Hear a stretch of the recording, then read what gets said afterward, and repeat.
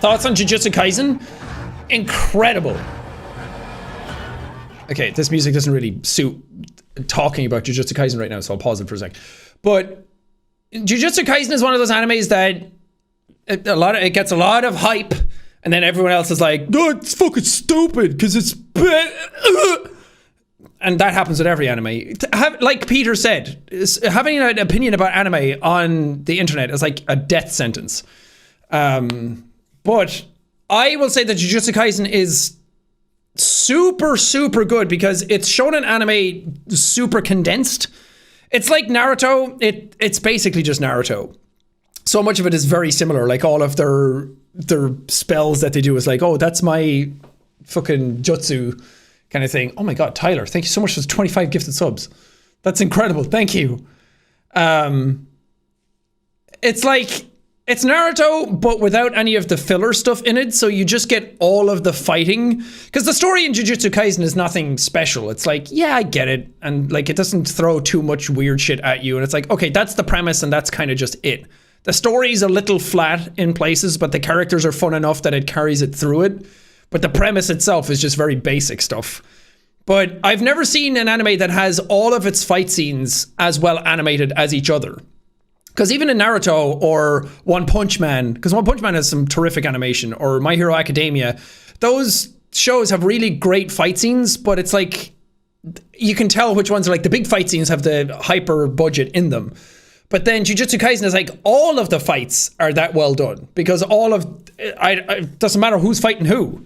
It's like somebody fighting like a tiny little demon that's over in 5 minutes, but it's still really, really well animated. And that's what I think its strength is. And it's just all of that all the time. Because it's like, we know what you're here. You just want to see cool fights and characters do badass shit and hype moments. And then it just gives it to you. Because Demon Slayer has the problem where it's like, yeah, it has those hype moments, but it's like one every like 5 to 10 episodes. And then it's like everything in between is, Nezuko-chan! I'm like, I'm not 12 anymore. I can't. I'm sorry. But then the hype moments happen and it's like, okay, I'll keep watching. Fuck. He was kind of annoying, but man, when he goes into that comatose state and then he goes fucking the speed of light, it's like, holy shit, that was actually dope.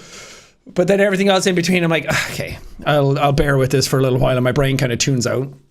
But Jujutsu Kaisen was kind of like, look, we know our story isn't like the top tier level shit, so we'll just give you fight scenes over and over again. And I was like, thank you.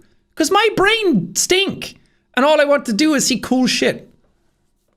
You know? Because Naruto has the same problem again, but Naruto gets away with it because it's an older show. And it kind of is like the pioneer of that stuff. And My Hero Academia is like, I love that show, but it's so hard to rewatch it because there's so much in between where I'm like, man, a lot of this just doesn't matter now that I know what the grand scheme of things is. And I'm just not into the characters as much as I probably would have been if I was younger. So I'm not the target demographic for these shows, so take that for what you will. But those are my thoughts. What's your thoughts on Gojo? I mean, he's basically just Kakashi, but in like a younger, hip kind of form. He even looks like him. But I think he's awesome. I love him.